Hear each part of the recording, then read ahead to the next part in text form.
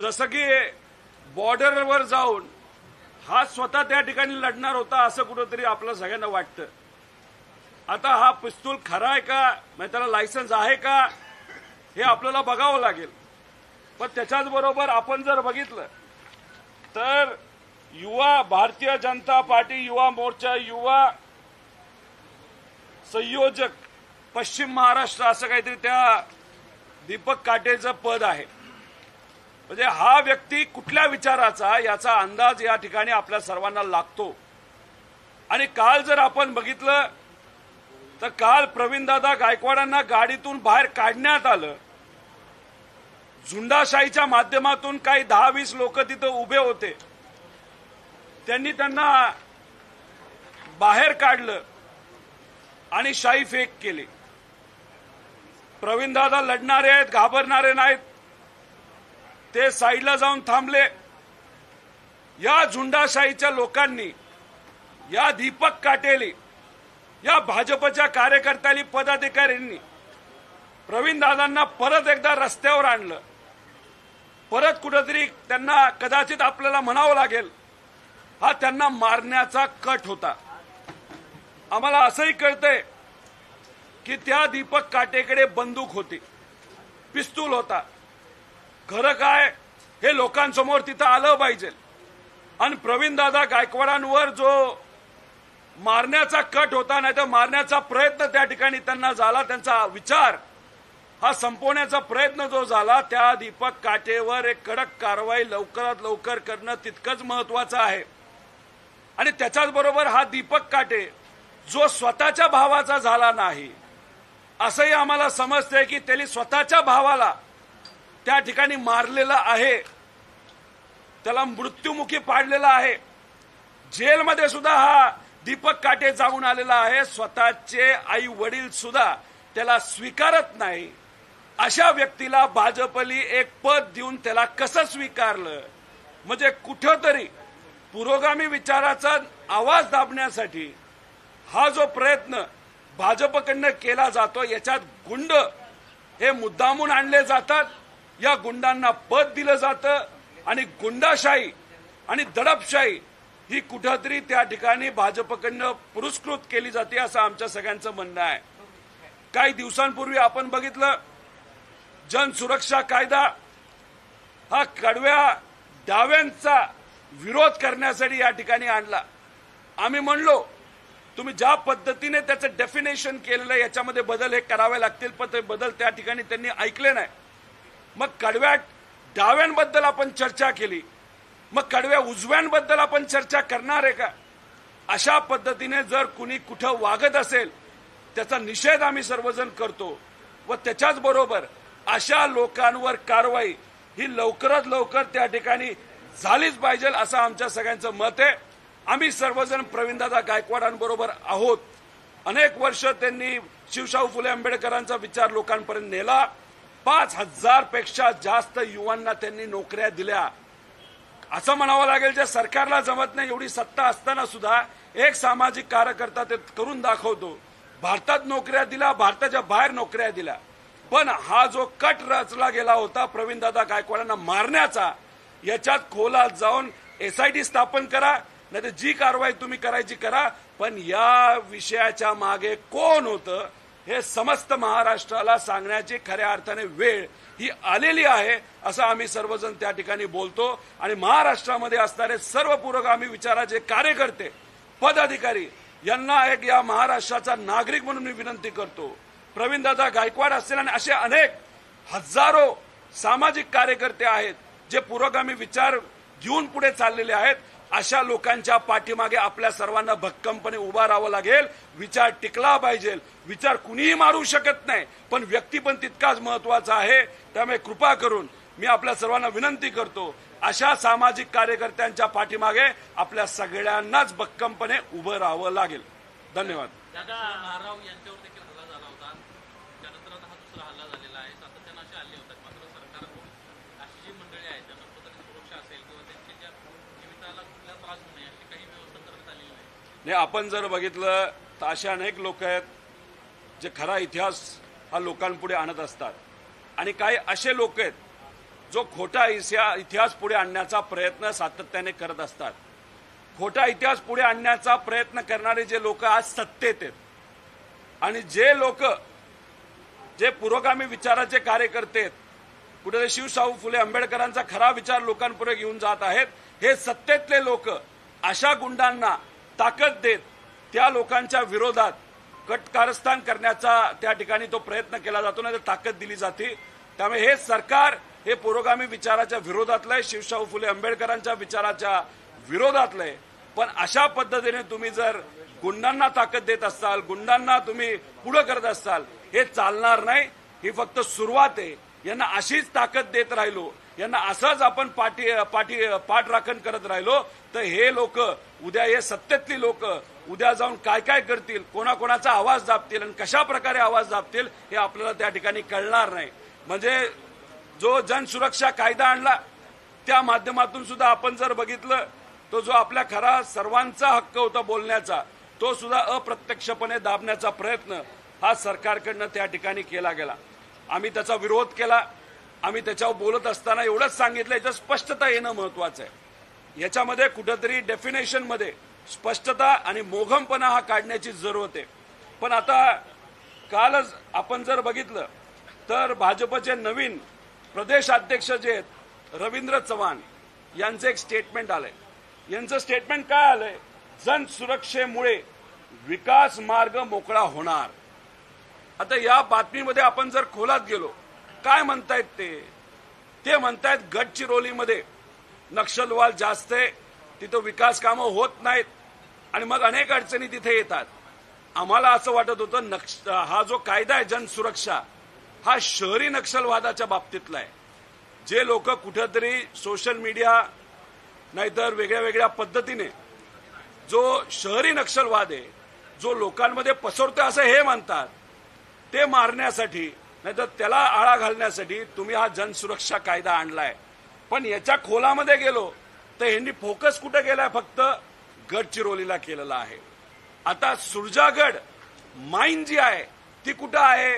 तर त्या भागातच आहे, गडचिरोलीला. आता तिथं खनिज जे आहे असा अंदाज आहे 2.5 लाख कोटी रुपयाचं खनिज आहे. पण तिथं कोण विरोध करतंय? जे आदिवासी आहेत. मग त्या भागामध्ये आधीपासून वास करणारे राहणारे जे सामान्य जे सर्व आदिवासी आहेत तो त्या प्रकल्पाचा विरोध करतात. का? कारण का सरकार या आदिवासींची जमीन हडपतं आणि या मोठ्या मोठ्या कंपनीला खनिज काढण्यासाठी 2.5 लाख कोटीचं खनिज काढण्यासाठी त्या ठिकाणी ते देतं. आता जे मायनिंग चाललंय त्याचं 10 ते 15 पट मायनिंग पुढच्या काही वर्षांमध्ये सुरू होणार आहे.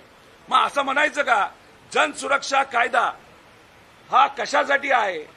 हा अर्बन नक्षलिझम कमी करण्यापेक्षा जिथं प्रायव्हेट खनिज काढलं जातं, जिथं त्या खनिजच्या कंपन्या आहेत, त्यातून जो लाभ नेत्यांना या सरकारला मिळतो तो लाभ सातत्याने मिळत जावा यासाठी हा कायदा आणला का स्वहितासाठी?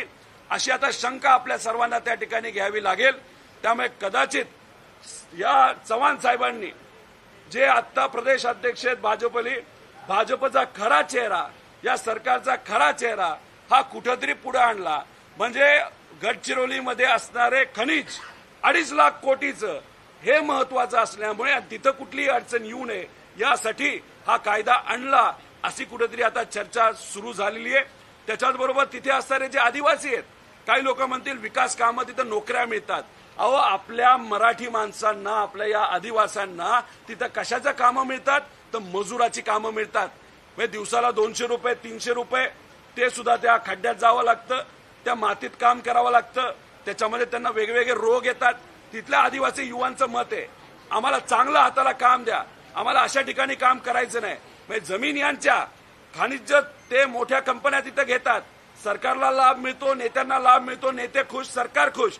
अरे पण गरीब आदिवासींचा विचार तिथं कोण करणार? त्यामुळे जनसुरक्षा कायदा हा कशासाठी आणला असेल तर या मोठ्या प्रायव्हेट कंपनीसाठी आणला असं आपल्या सगळ्यांना त्या ठिकाणी म्हणावं लागेल. हे स्टेटमेंट ऐकल्यानंतर दादा, श्रीमंत फोकाटे जे इतिहासकार आहेत त्यांनी एक ट्विट केलेलं आहे की खरं तर प्रवीण गायकवाड यांच्यावरती जो हल्ला झाला त्याबद्दल त्यांनी ट्विट करताना म्हटलंय की पहिलं तर महाविकास आघाडीचा निषेध म्हणून, कारण की ज्या पद्धतीने ज्ञानेश महाराव यांच्यावरती ज्यावेळेस हल्ला करण्यात आला, भाजपच्या काही कार्यकर्ते त्यांच्या घरी झाले आणि घरी गेले आणि दडपशाहीने त्यांना सॉरी म्हणण्याकरता, क्षमा मागण्याकरता लावली. त्यावेळेस मात्र महाविकास आघाडीचे नेते मंडळी कुठे होते? महाविकास आघाडीच्या नेते मंडळींना फक्त आणि फक्त विरोधात असतानाच या पुरोगामी विचारांच्या कार्यकर्त्यांची जोड लागते. सत्ता आल्यावर मात्र ते आणि त्यांचं कुटुंब एवढंच होतं. कोकाटेंनी प्रवीणदादा गायकवाडांवर जो काय हल्ला झाला त्याचा निषेध केलाय का? म्हणजे तुम्ही कशाचा निषेध करायला पाहिजे, कशा विरोधात आज बोलण्याची जरूरत आहे, ते न करता तुम्ही पूर्वी काय झालं, कसं झालं याच्यावर जर बोलत असाल तर हे चुकीचं आहे. त्यावेळेस जो काय हल्ला झाला होता त्याचा त्यावेळेस सुद्धा आम्ही सर्वांनी निषेध केला होता. कोकाटेंच्या बाबतीत मी जास्त बोलणार नाही. मध्ये कुठली तरी एक निवडणूक त्या ठिकाणी त्यांना लढायची होती, त्याच्यामध्ये त्यांची जी अपेक्षा होती, काही सपोर्ट त्यांना तिथे मिळायला पाहिजे होता, तो सपोर्ट महाविकास आघाडीच्या नेत्यांकडनं मिळाला नव्हता. पण जाऊ द्या, त्या खोलात जाणार नाही, कारण श्रीमंत कोकाटे हे अभ्यासू व्यक्तिमत्व आहे. मी जास्त खोलात जाणार नाही, मी त्यांचा विरोध सुद्धा तिथं करणार नाही. त्यांना जे बोलायचे ते तुम्ही बोला. पण आज जे आम्ही म्हणत आहोत, प्रवीणदादा गायकवाडांवर जो हल्ला झाला त्याचा निषेध त्या ठिकाणी आम्ही सर्वजण करतो आणि या सरकारच्या माध्यमातून त्या व्यक्तीवर आणि तो व्यक्ती जो भाजपचा कार्यकर्ता आहे त्याच्या मागे त्याचे सूत्रधार कोण होते हे लोकांसमोर आलं पाहिजे, असं आमच्या सगळ्यांची मागणी आहे. गायकवाड यांच्यावर जो हल्ला झाला त्यावर सगळेजण निषेध व्यक्त करतातच आहेत. मात्र एक प्रश्न उपस्थित होतो की प्रवीण गायकवाड यांनी आधी जे वक्तव्य केलं होतं श्री स्वामी समर्थांबद्दल ते पटतंय का?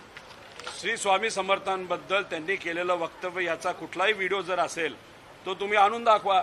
जी चर्चा त्यांनी कुठेच केली नाही, त्याचा व्हिडिओ नाही, त्याचा पुरावा नाही, या बाबतीत तुम्ही जर प्रश्न करत असाल आणि भाजपचे लोक जे बोलत असतील त्याच्यावर आपण किती वेळ चर्चा करत राहणार? पुरावे असतील तर पुरावे पुढे आणा, मग त्याच्यावर आपण सर्वजण चर्चा करू.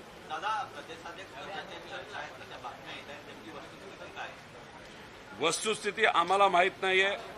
उद्याच्या दिवशी आदरणीय पवार साहेबांच्या अध्यक्षतेखाली व तसंच प्रमुख नेते जयंत पाटील साहेब, सुप्रियाताई, टोपे साहेब, देशमुख साहेब, आव्हाड साहेब, शशिकांत शिंदे असे काही प्रमुख नेते आहेत, यांच्या सगळ्यांच्या उपस्थितीमध्ये आणि महाराष्ट्रामध्ये असणारी आमची कार्यकारिणी आहे यांच्या सगळ्यांच्या उपस्थितीमध्ये एक मोठी बैठक होणार.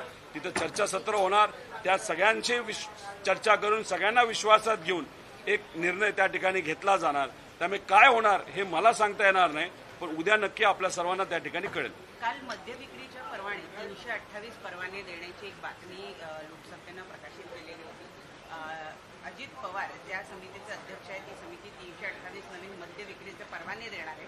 त्यांच्या मुलाच्या वाईनच्या फॅक्टरी असताना हा एक प्रकारचा हाऊस ऑफ प्रॉफिट होईल असा आरोप हा अंजली दमानिया यांनी केला. आता त्याचा अभ्यास करावा लागेल. हे परवाने कोणाला दिले जात आहेत, कशासाठी दिले जात आहेत आणि आज रेव्हेन्यू वाढवण्यासाठी दारूचा आपल्या सर्वांसमोर पर्याय आहे का, दुसरे काही पर्याय आहेत का, याचाही अभ्यास तिथं करण्याची जरूरत आहे. जेव्हा परवाने दिले जातात, एक तर हा सगळा विषय अधिवेशनामध्ये आमच्या समोर तिथे येणार आहे आणि समजा हा कॅबिनेटच्या लेवललाच विषय मार्गी लागला तर त्याचा आम्ही विरोध आणि निषेध तिथं करूच. पण अधिवेशनात जेव्हा हा मुद्दा तिथे येणार आहे, काय पद्धतीने तुम्ही रूल्स केलेले आहेत, कशा पद्धतीने तुम्ही हे लायसन्सेस देणार आहात, पारदर्शक पद्धतीने देणार आहात का काही ठराविक लोकांना जवळ बोलवणार, त्यांचं जे काय घेणं देणं आहे ते तुम्ही तिथं करणार आणि विषय त्याच लेवलला ऑफिस लेवलला मार्गी लागणार का फक्त नेत्यांच्या जवळच्या लोकांना हे परवाने तिथं मिळणार. याचा खऱ्या अर्थाने अभ्यास हा मीडियाला सुद्धा करावा लागणार आहे, हा आम्हाला सुद्धा करावा लागणार आहे.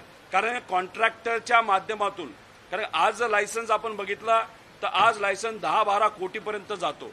म्हणजे या महाराष्ट्रामध्ये सगळ्यात जास्त लायसन्स जर कोणाकडे असतील तर असं म्हणलं जातं छत्रपती संभाजीनगरचे जे खासदार आहेत बुमरे, त्यांच्याकडे 10-12 लायसन्सेस वेगळ्या वेगळ्या लावाली असं आम्हाला तिथे कळालंय. पण एका लायसन्सची किंमत 12 कोटीच्या आसपास आहे आज.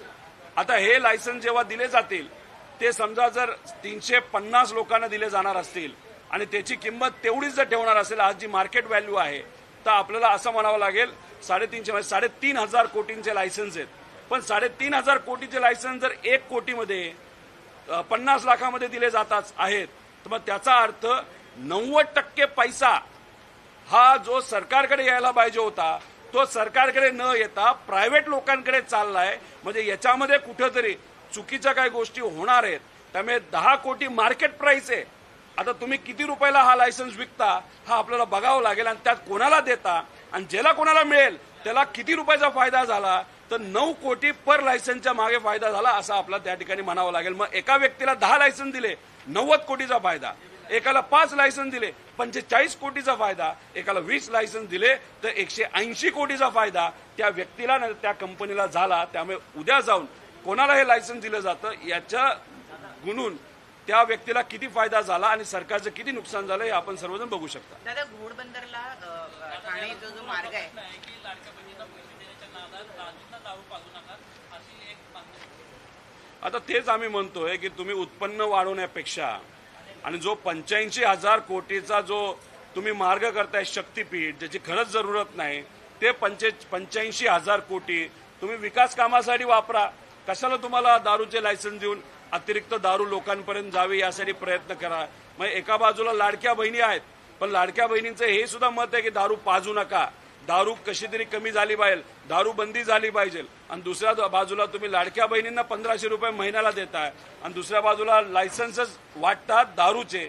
याच्यात असं कुठेतरी म्हणावं लागेल की लाडक्या बहिणींना 1,500 रुपये आपण द्यायचे आणि लाडक्या भाऊंना कशात अडकून ठेवायचं, नोकरी नाही त्याच्यानंतर हाताला काम नाही पण कशात गुंतून ठेवायचं तर दारूमध्ये गुंतून ठेवायचा असा कुठेतरी प्रकार या सरकारच्या माध्यमातून केला जातोय असं आपल्याला म्हणावं लागेल. म्हणजे हे सरकार धुंद कशात आहे तर सत्तेत आहे, अहंकारामध्ये धुंद झालंय आणि गरिबाला कशात धुंद ठेवायचं यांना तर दारूमध्ये असं आपल्याला इथं कुठेतरी म्हणावं लागेल. नाही तर ही परिस्थिती आज या महाराष्ट्रामध्ये आहे.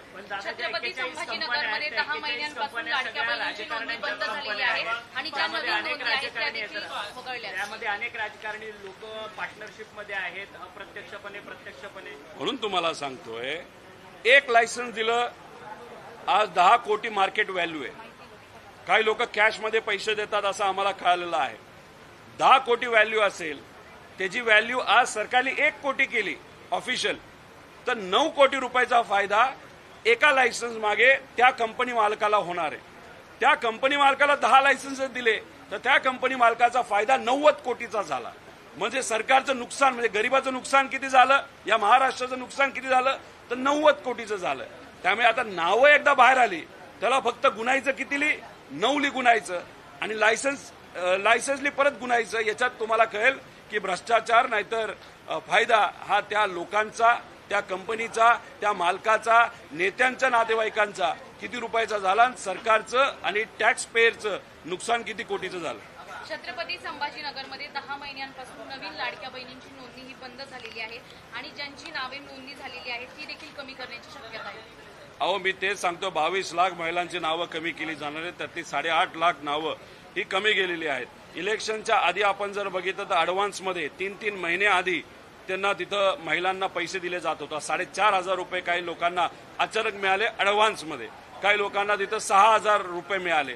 आणि आता इलेक्शन झालं जसं त्या शिक्षकांचं होतं, इलेक्शन झालं, मतदान मिळालं, सत्ता आली आणि बऱ्याच योजना तुम्ही बंद केल्या. लाडक्या बहीण योजनेला कदाचित आपलं लोकल बॉडी इलेक्शन म्हणजे जिल्हा परिषद, पंचायत समिती, महानगरपालिकेचं इलेक्शन होऊच तर ते कदाचित बंद केलं जाणार नाही पण ते झाल्यानंतर तेही योजना बंद केली जाणार. म्हणजे कुठेतरी महिलांच्या मताचा उपयोग हा फक्त सत्तेत येण्यासाठी केला, लाडक्या बहिणींच्या मताचा उपयोग फक्त सत्तेत आल्यासाठी केला आणि सत्ता झाल्यानंतर मात्र त्या ठिकाणी या महिलांना विसरून गेले.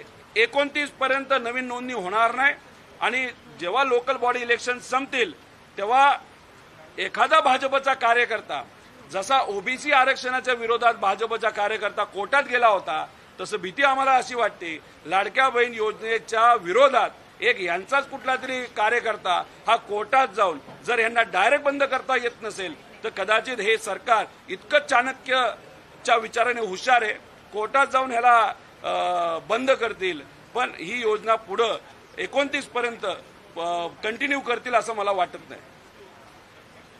चला धन्यवाद. झालं की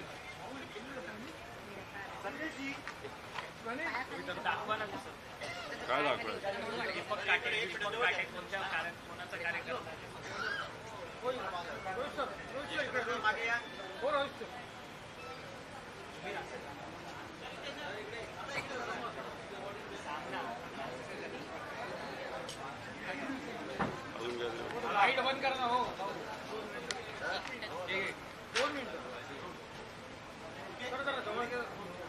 मी दिसेल का?